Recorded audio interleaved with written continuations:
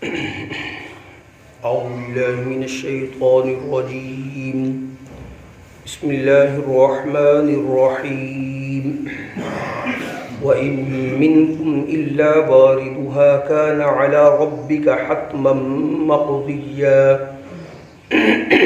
ثم ننجي الذين اتقوا ونذر الظالمين فيها جثيا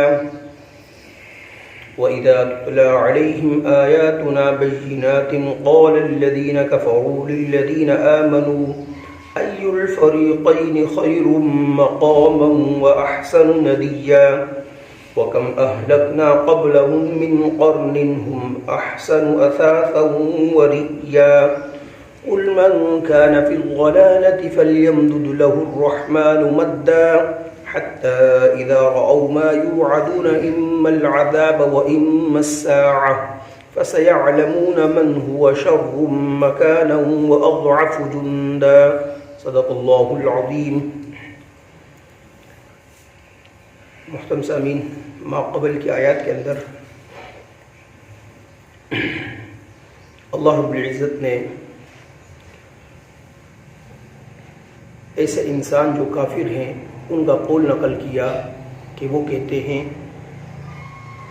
اذا ما مت لسوف اخرج حیا، کہ جس وقت ہم مر جائیں گے اور مٹی کے ساتھ رل مل جائیں گے، مٹی میں گھل مل جائیں گے، لسوف اخرج حیا، دوبارہ زندہ کیے جائیں گے. اللہ رب العزت نے مختصر جواب دیا اولا یذکر الانسان انا خلقناہ من قبل ولم یک شیئا. انسان کو کیا ہو گیا، کیوں یاد نہیں کرتا کہ جس وقت انسان کا وجود ہی نہیں تھا اس وقت ہم نے اس کو وجود دیا. اب تو انسان موجود ہے، موجود کا بنانا بطریقے سہل ہوتا ہے، آسان ہوتا ہے بنسبت اس کے کہ عدم سے انسان کوئی بھی چیز عدم سے وجود میں لائی جائے. اس کے بالمقابل وجود سے کوئی بھی چیز کاپی کرنا یا اس کو بنانا وہ تو بالکل آسان ہے. جب ہم نے انسان کو عدم سے وجود بخشا وہ ہمارے لیے آسان تھا. اب تو انسان خود موجود ہے، ہمارے لیے اس کا بنانا، دوبارہ پیدا کرنا اور دوبارہ اس کو زندہ کرنا بہت ہی آسان ہے. آج کی آیت کے اندر اللہ رب العزت یہ بات ارشاد فرماتے ہیں، دیکھیں ہم ایمان والے ہیں اور ایمان لے کر آئے ہیں بن دیکھے چیزوں پر جو سرکار دو عالم صلی اللہ علیہ وسلم نے ہمیں بتلائی ہیں. انہی باتوں میں یہ بات بھی ہے کہ قیامت قائم ہوگی، یہ حق ہے. میدان محشر لگے گا، یہ حق ہے. اور میزان عدل قائم ہوگا، یہ حق ہے. پھر پل صراط سے گزرنا، یہ حق ہے. آج پل صراط کا تذکرہ اللہ رب العزت پہلی آیت میں فرما رہے ہیں وَإِن مِّنكُمْ إِلَّا وَارِدُهَا، کوئی تم میں سے ایسا نہیں الا مگر واردها، جو اس پر وارد ہوگا.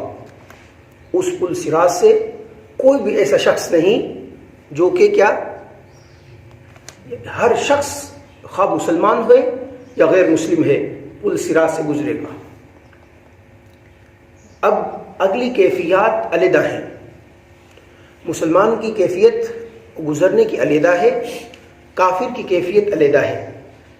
اللہ کے نبی صلی اللہ علیہ وسلم نے ارشاد فرمایا کہ وہ پل صراط بال سے زیادہ باریک ہے، تلوار سے زیادہ تیز ہے.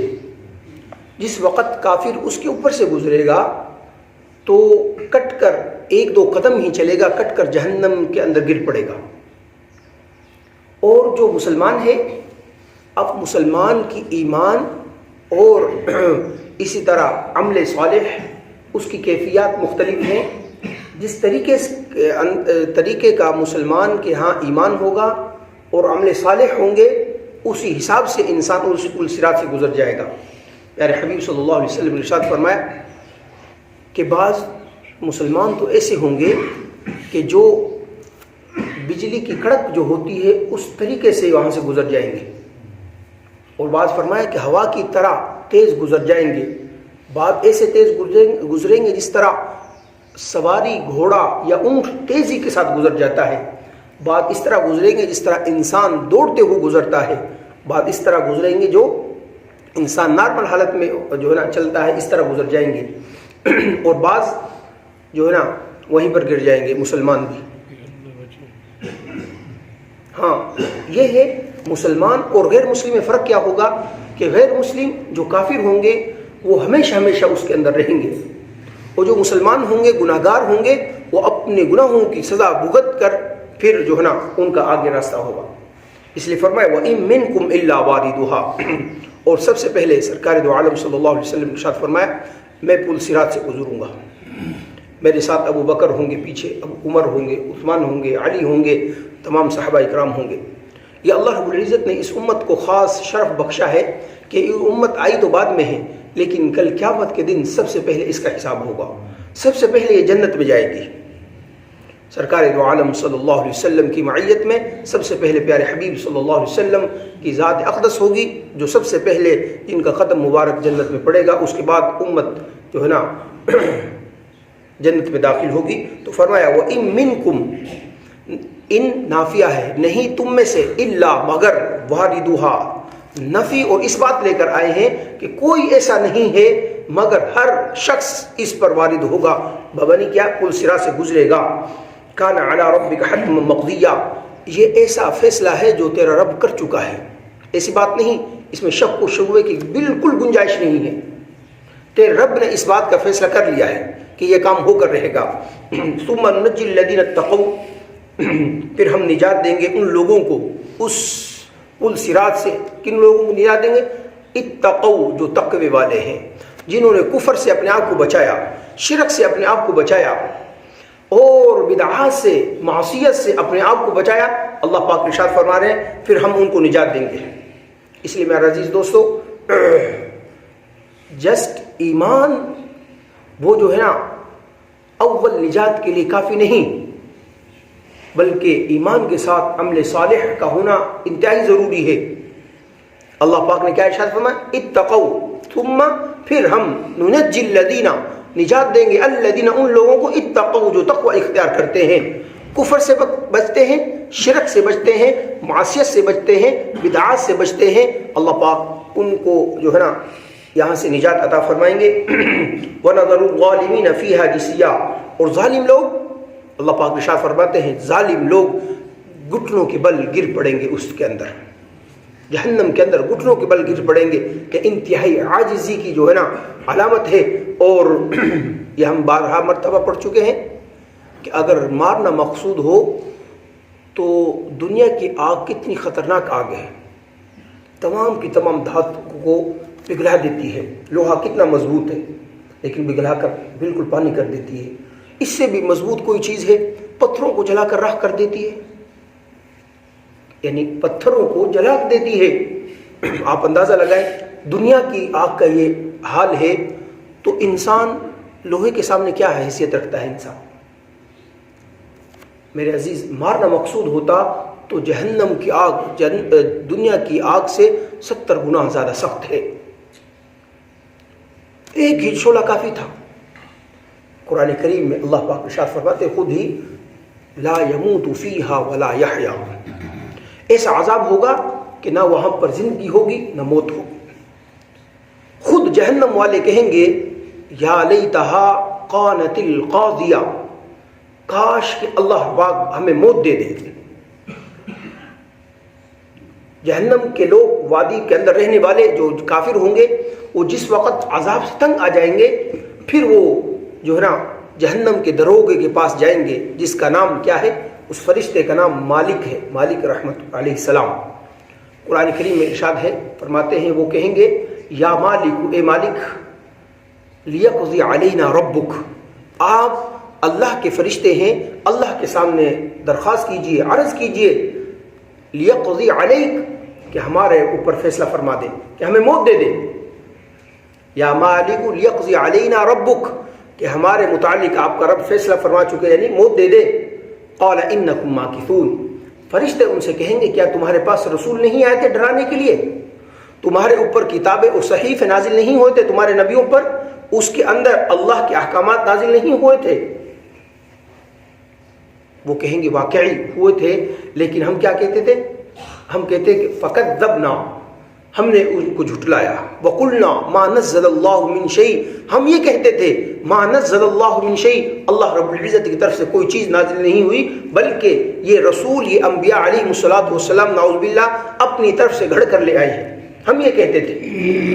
تو پھر فرشتہ کہے گا قال انکم ماکثون، تمہارے اوپر فیصلہ ہو چکا کہ تم ہمیشہ ہمیشہ اس کے اندر رہو گے.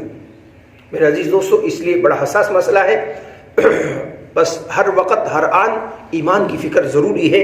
تو فرمایا پھر ہم نجات دیں گے ان لوگوں کو اتقوا جو تقوی والے ہیں، وَنَذَرُ الظَّالِمِينَ فِيهَا جِثِيًّا، اور ظالم لوگ گھٹنوں کے بل اس جہنم کے اندر گر پڑیں گے. وَإِذَا تُتْلَىٰ عَلَيْهِمْ آيَاتُنَا بَيِّنَاتٍ، جس وقت تلاوت کی جاتی ہیں ہماری آیتیں، واضح آیات جس کے اندر اللہ رب العزت نے واضح طور پر حق اور باطل کو بیان فرمایا ہے، اہل ایمان کا مرتبہ بیان فرمایا ہے، نجات بیان فرمائی ہے، اہل کفر کا مردود ہونا، ناکام ہونا، جہنم میں داخل ہونا بیان فرمایا ہے. ہمیں شاید یہ آیتیں سمجھ نہیں آتی کہ ہم اردو اسپیکنگ ہے، اردو بولنے والے ہیں، لیکن اگر ہم میں سے کوئی شخص یہ کہے کہ بھائی میں یہاں سے اسلام آباد جا رہا ہوں اور راستے میں اگر میں نے یہ راستہ اختیار کیا تو نقصان ہوگا، اگر یہ راستہ اختیار کیا تو کیا ہوگا، امن اور عافیت کے ساتھ ہم اسلام آباد پہنچ جائیں گے. اس میں کسی کو شک و شبہ ہے؟ کوئی بات سمجھ نہ آئی ہو؟ نہیں، ایسی بات تو نہیں نا. ہم نے اردو میں آپ سے بات کی تو بات سمجھ آ گئی نا کہ یہ راستہ اگر اختیار کیا، یہ راستہ غلط ہے، یہاں پر ڈاکو ہیں، یہاں پر چور ہیں، آپ کو نقصان ہو سکتا ہے، یعنی یہ راستہ اختیار نہ کریں، یہ دوسرا راستہ ہے یہ اختیار کریں، آپ امن و عافیت کے ساتھ اسلام آباد پہنچ جائیں گے. اب کسی کو شاید میرے خیال سے مجمع کے اندر کوئی شخص ایسا نہیں ہوگا جس کو یہ بات سمجھ نہ آئی ہو اردو کے اندر. سیم آپ یہی سمجھیں کہ قرآن کریم عربی کے اندر نازل ہوا ہے. مخاطبین اول، سب سے پہلے مخاطب وہ کون ہیں؟ عرب کے لوگ ہیں. اللہ رب العزت ان کے سامنے جس وقت قرآن کریم کی آیات نازل فرماتے ہیں، سرکار دو عالم صلی اللہ علیہ وسلم پڑھ کر سناتے ہیں، ایسی واضح آیات کہ اللہ رب العزت بیان فرما رہے ہیں کہ بھائی ایمان والے ان کو مکمل نجات مل چکی ہے، کیونکہ انہوں نے یہ رحمان کا راستہ اختیار کیا ہے، اور کافر لوگ جو ہیں ان کو کیا ہو گئے، ذلیل و خوار، ناکام ہو گئے ہیں، کیونکہ انہوں نے شیطان کا راستہ اختیار کیا ہے. لیکن کیا کہتے ہیں؟ قال الذین کفروا للذین آمنوا، کہا ان لوگوں نے جو کافر ہیں ایمان والوں سے، کیا کہا؟ ای الفریقین خیر مقاما واحسن ندیا، کہ ہم دونوں میں سے دو گروہ ہیں، ایمان والے اور مسلمان، کون سا بہتر ہے؟ مقاما واحسن ندیا، ٹھاٹ باٹ کے اعتبار سے اور مجلس کے اعتبار سے تم ہم میں سے کون سا بہتر ہے.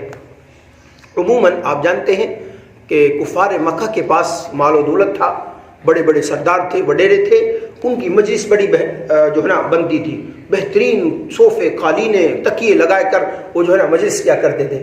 سرکار دو عالم صلی اللہ علیہ وسلم کی مجلس کے اندر آپ جانتے ہیں ابتداءً حضرت ابو بکر تھے مالداروں میں، حضرت عثمان رضی اللہ تعالیٰ عنہ تھے، اس کے بعد حضرت عمر رضی اللہ تعالیٰ عنہ بعد میں آئے. اس سے پہلے اکثریت کون تھے؟ کمزور لوگ تھے، غلام تھے. حضرت بلال رضی اللہ تعالیٰ عنہ پہلے غلام تھے، بعد میں آزاد کیے گئے. دیگر صحابہ اکرام، عمار، یاسر، پہلے غلام تھے، بعد میں آزاد کیے گئے. حضرت بلال اور اسی طرح دیگر صحابہ اکرام پہلے کیا تھے؟ غلام تھے، بعد میں آزاد کیے گئے. کمزور تھے مالی اعتبار سے، کوئی اسی مجلس نہیں تھی. انہوں نے اس چیز کا طعنہ دیا کہ دیکھو اگر اللہ ہم سے ناراض ہوتا نا تو ہماری اتنی بڑی مجلس نہ ہوتی، ہمارے پاس دنیاوی اعتبار سے اتنا مال و دولت نہ ہوتا. ای الفریقین خیر مقاما، کہنے لگے کہ ہم میں سے کافر لوگوں نے کہا ایمان والوں سے کہ ہم جو ہماری دو مجلسیں ہیں، ایمان والوں اور کفر والوں کی جو مجلسیں ہیں، ان میں سے کون سی مجلس بہتر ہے؟ مقام و احسن ندیہ، ٹھاٹ واٹ کے اعتبار سے اور رہنے سہنے کے اعتبار سے، مال و دولت کے اعتبار سے کس کی مجلس کیا ہے، بہتر ہے.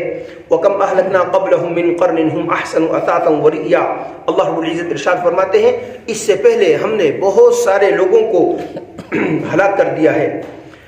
من قرن، بہت ساری قوموں کو، ہم احسن اثاثا وریا، جو مال و اعتبار سے، مال کے اعتبار سے بھی اور طاقت کے اعتبار سے بھی اور اسی طرح مجلسوں کے اعتبار سے بھی بہت بڑی تھی. ہم نے ان سب کو ہلاک کر دیا ہے.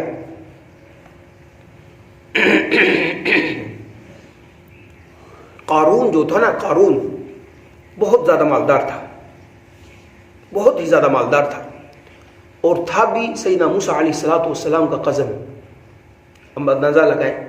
لیکن اللہ کے نبی کے مقابلے میں آیا، اتنا مال تھا، اتنا مال تھا، بڑی بڑی کوٹھیاں تھیں، ان کے مزدوروں کی بھی کوٹھیاں تھیں.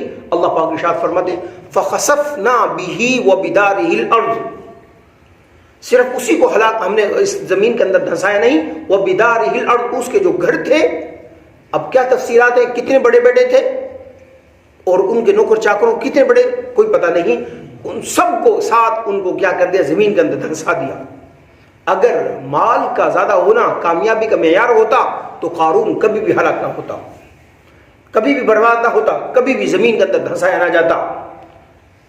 تو اس لیے اللہ پاک نے ارشاد فرمایا بہت سارے لوگ ہیں جن کو ہم نے ان سے پہلے ہلاک کر دیا ہے، ان کے پاس کیا ہے، کچھ بھی نہیں ہے. ان سے پہلے لوگوں کے پاس اتنے مال و دولت ہے کہ انسان کی عقل دنگ رہ جاتی ہے. آج انسان بے شمار واقعات ہیں، آثار قدیمہ آپ دیکھیں تو ان آثار قدیمہ کو دیکھ کر آج انسان ترقی یافتہ جدید یافتہ لوگ بھی دنگ رہ جاتے ہیں کہ کیسے غضب کے عقل والے لوگ تھے، کتنی ان معیشت کے اعتبار سے اور صنعت کے اعتبار سے کتنی ترقی یافتہ لوگ تھے. لیکن جس وقت اللہ کے احکامات کو توڑا نا، اور نبی اس وقت کے نبی کے انکار کیا، استہزاء کیا، اللہ رب العزت نے تمام اسباب کے ہوتے ہوئے ان کو ہلاک و برباد کر دیا. پھر کوئی چیز ان کو اللہ رب العزت کی گرفت سے نہیں بچا سکی. اللہ رب العزت کی پکڑ بڑی سخت ہے. ان بطش ربک لشدید، تیرے رب کی پکڑ بڑی سخت ہے. جس وقت تیرا رب پکڑتا ہے پھر کوئی چھڑانے والا نہیں ہوتا. قل من کان فی الضلالۃ فلیمدد لہ الرحمن مدا، قل فرما دیجئے من کان فی الضلالۃ، تم میں سے کون ہے گمراہی پر، فلیمدد لہ الرحمن مدا، اس کا لفظی ترجمہ یہ ہوگا پہلے کہ چاہیے کہ رحمان اس کے لیے کیا کر دے، دنیاوی اعتبار سے مزید اس کو عطا فرما دے، یعنی دنیا اللہ پاک اس کو خوب عطا فرما دے. لیکن حتی اذا رأوا ما یوعدون، جس وقت وہ دیکھیں گے جس کا ان سے وعدہ کیا گیا ہے. کس چیز کا وعدہ کیا گیا ہے؟ موت کا وعدہ کیا گیا ہے. اما العذاب، دنیا کے اندر عذاب آئے گا، و اما الساعہ، یا قیامت تو برحق ہے. اگر کوئی شخص دنیا میں عذاب سے بچ گیا تو آخرت میں تو کوئی بھی نہیں بچ سکتا. آخرت تو برپا ہوگی، قیامت تو برپا ہوگی، اس وقت اللہ رب العزت ان کو عذاب دیں گے. بعض اوقات اس طرح ہوتا ہے اللہ پاک دنیا میں ہی عذاب دے دیتے ہیں. بے شمار واقعات ہیں، تمام تفصیلات موجود ہیں. اور اسی طرح اگر کوئی شخص دنیا کے عذاب سے بچ گیا، وَإِمَّا السَّاعَةُ، تو پھر قیامت برپا ہوگی. فَسَيَعْلَمُونَ مَنْ هُوَ شَرٌّ مَكَانًا وَأَضْعَفُ جُنْدًا، اس وقت فَسَيَعْلَمُونَ، خوب جان لیں گے، من ہوا شر مکان، کہ کس کا جگہ بری ہے رہنے کے آسباب سے، وَأَضْعَفُ جُنْدًا، اور لشکر.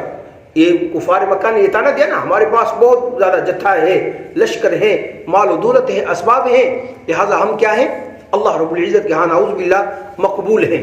آپ کے پاس کچھ نہیں تو لہذا آپ مقبول نہیں. اللہ رب العزت نے ارشاد فرمایا اس وقت معلوم ہو جائے گا من ہوا شر مکان، کہ کون مکان کے اعتبار سے برا تھا، مکان کے اعتبار سے کون برا تھا. وَأَضْعَفُ جُنْدًا، اور لشکر کس کے کمزور ہے.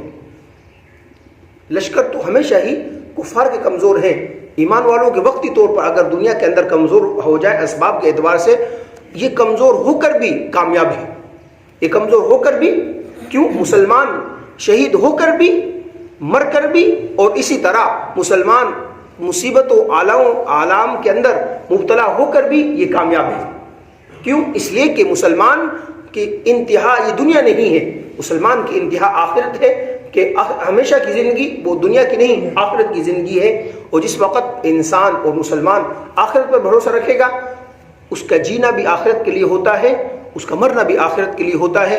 لہذا وہ دنیا کے لیے جیتا ہی نہیں، وہ تو جیتا ہی آخرت کے لیے ہے. اگر یہاں پر وہ بچ گیا، سرخرو ہو گیا جہاد کے اندر، اگر وہ بچ گیا سرخرو ہو گیا تو غازی کہلایا. اگر وہ کیا ہو گیا، شہید ہو گیا، تب بھی وہ کامیاب ہے. ہمیشہ ہمیشہ کی کامیابی اس کے لیے. تو اللہ پاک ارشاد فرماتے ہیں سو قریب وہ جان لیں گے من ہوا شر مکان، کس کا مکان برا ہے اور کس کے لشکر کیا ہے، کمزور ہیں. اللہ رب العزت سے دعا ہے کہ اللہ پاک قرآن کریم کے اوامر پر عمل کرنے کی توفیق عطا فرمائے، نواہی سے بچ کر زندگی گزارنے کی توفیق عطا فرمائے. آمین. وما علینا